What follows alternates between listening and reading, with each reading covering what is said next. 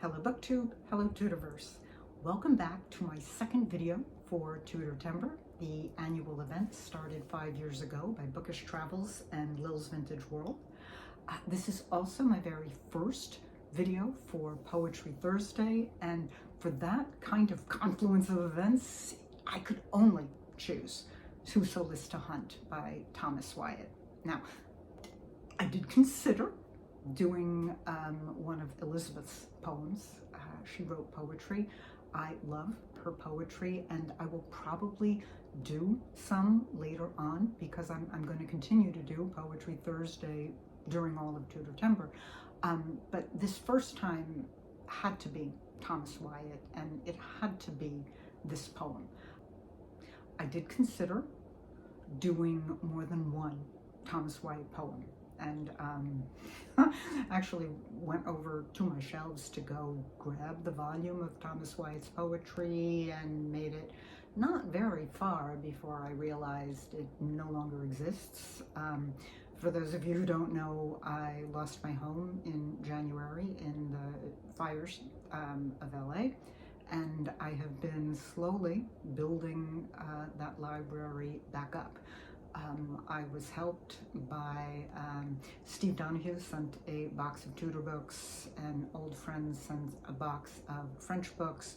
I did make a visit to the Strand a couple of months ago, but most of the books are being replaced through my local library's used bookstore, where I volunteer every Monday morning. It is the best used bookstore in the entire Coachella Valley, and it has really given me a steady stream of new books, and it's coming along. But anyway, I have remedied the lack of Thomas Wyatt poetry. I quickly went and got the beautiful Penguin Classic of his poems, and I looked through and I did consider some other ones, and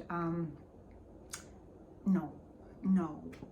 Whoso to Hunt is really the seminal poem. Let me get to a little bit of the background. Thomas Wyatt was one of the main poets of the 16th century. He was the man who introduced the sonnet to England, along with Henry Howard, Earl of Surrey, but we're not going to talk about him right now. Whoso to Hunt is one of his best known poems, with good reason. It is one of the most beautiful. It's also one of the nicer ones that talks about Anne Boleyn. He can get a little bit snippy with the whole "they flee from me" that sometimes did me seek. But so, a little bit of background.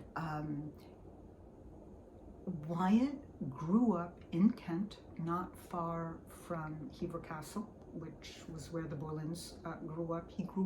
He was about the same age as Anne, George, Mary, and they all kind of grew up together. He married in 1520, but when Anne returned to France around 1525, it is said that he started to pursue her. All of this is conjecture. People absolutely believe it. I absolutely believe it. There is a wonderful story that comes down to us about how he and Henry were playing a game of bowls, and this is where Wyatt understood that, okay, leave her alone from this point on, where Henry hit a shot, or somebody hit a shot, and they were measuring to see whether it had won or not, and Henry decides to get all cute, and he was wearing a ring that he had stolen from Anne, and he was wearing it on his finger, and he starts pointing and going, "Wyatt, I tell you, it is mine." And instead of taking the hint, Wyatt turns around, and he too had stolen jewelry from Anne Boleyn. It was a tablet that he wore on a chain around his neck.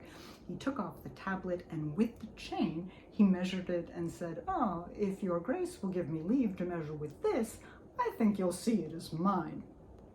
Henry recognized the tablet, gets up furious and said, "That may be, but if so, I am deceived," and he storms off. And from that point on,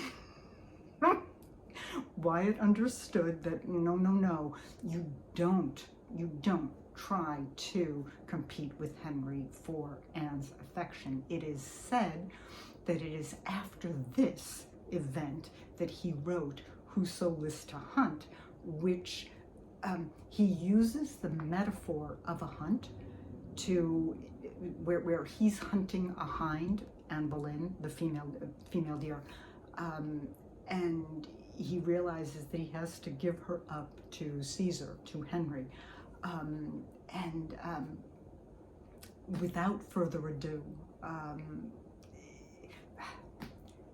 whoso lists to hunt, I know her as a hind, but as for me, alas, I may no more. The vain travail hath wearied me so sore, I am of them that furthest cometh behind. Yet may I by no means my wearied mind draw from the deer, but as she fleeth afore, fainting I follow. I leave off therefore, since in a net I seek to hold the wind. Who list her hunt, I put him out of doubt, as well as I may spend his time in vain. For graven with diamonds in letters plain, there is written her fair neck round about, Noli me tangere, for Caesar's own I am, and wild for to hold, though I seem tame. Thomas Wyatt, stand alone. Thank you for watching, and see you Monday.